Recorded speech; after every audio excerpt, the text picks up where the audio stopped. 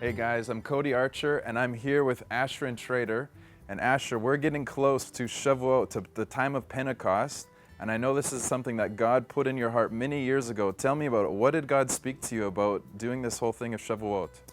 Well, actually, it happened around 30 years ago. I was sitting all alone reading my Bible, going through Acts chapter 2, and I was looking as Peter went over what happened on the morning of Shavuot Pentecost.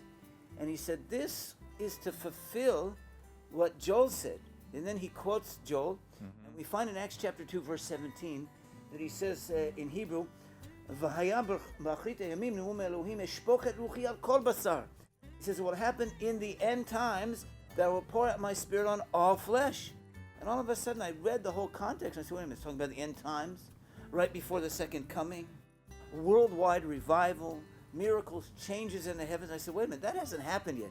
And all of a sudden, I realized that what I called then Second Pentecost. There was this great event that happened in the first century, but something similar to it, just like it, the same pattern, but it's going to happen all over the world.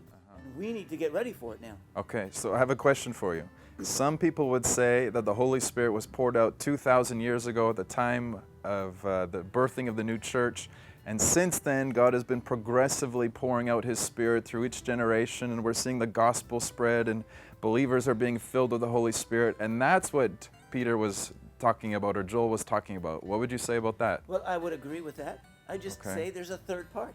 There was an initial outpouring in Jerusalem, and then it's been continuing all around the world, and then there will be a final outpouring to welcome Yeshua back in. There will be, the Bible speaks in many places of a great revival, a great harvest, a great outpouring in the end times. So one doesn't contradict the other. One leads up to another.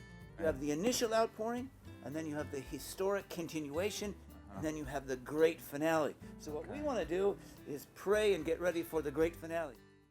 So now on a practical level, what actually happens at the time of Shavuot?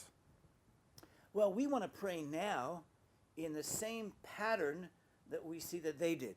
I mean, we don't have another pattern.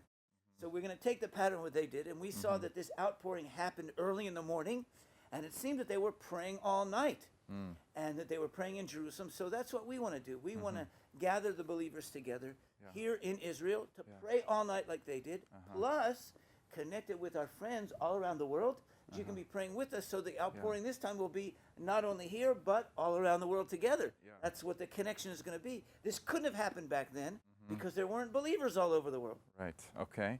So for me, I'm a father, I have little children, I love sleep, and I need sleep. Why would I want to give up a whole night of sleep to be a part of an event like this?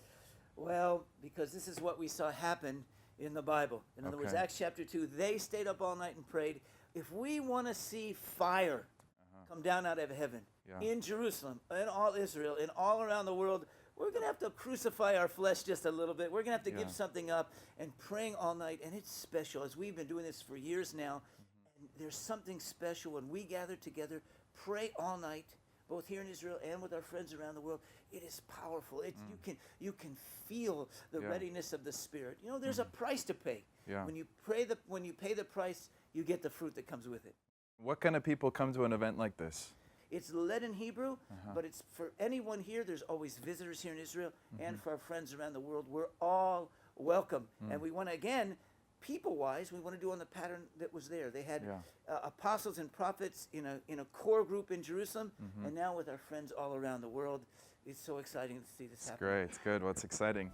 Well, we want to invite you June 11th, beginning at 10 p.m. Israel time, all the way through the morning to June 12th, 6 a.m. Israel time. We are going to have this all-night prayer, worship time, and we want to invite you to partner with us. We need your partnership, your participation with us in praying and declaring what God's doing and believing for historical revival. So please join us. You can go to the live web stream on our website, reviveisrael.org, and you'll find the live web stream there at the time of the event. And so we look forward to partnering together with you to believe for great revival in the nations.